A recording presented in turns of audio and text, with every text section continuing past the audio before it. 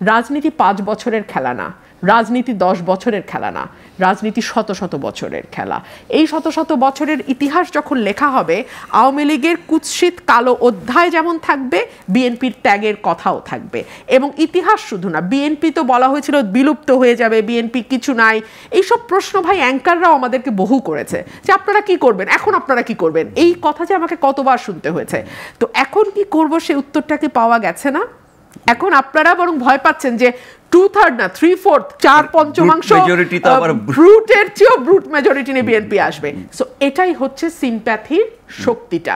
এই যে সিম্প্যাথি 15 বছর ধরে বিএনপি অ্যাকিউমুলেট করেছে, সেটার জবাবটা ভোটের মাঠে আপনারা এখন দেখবেন।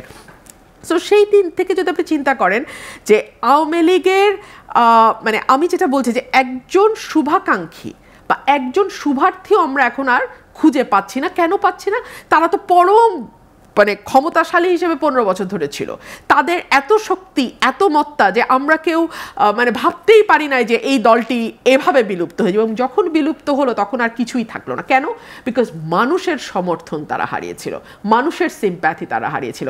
তার মানে একটি দল টিকে থাকে এবং শক্তিশালী হয় মানুষের সিম্প্যাথি, মানুষের ভালোবাসা, মানুষের সমর্থন দিয়ে, এবং একটি দল মরে যায়, মুসলিম লীগ হয়ে যায়, যখন মানুষ সেই দলটি থেকে মুখ ফিরিয়ে নেয়। এখন আমি প্রতিদিনের যেই ইয়েটা দেখছি, মানে এভরিডে প্রতিটা দিন যখন পার হয়, আমার কাছে একজন আইনজীবী হিসেবে আমার মনে হয় যে অনেকগুলো দিন কিন্তু চলে গেছে। 9 মাস কিন্তু খুব অল্প সময় নয়। বিচারের কোনো দৃশ্যমান অগ্রগতিকে আমরা দেখেছি? আমরা দেখেছি ডজন ডজন শত শত হাজারে হাজারেও হয়তো বা মামলা হয়ে গেছে।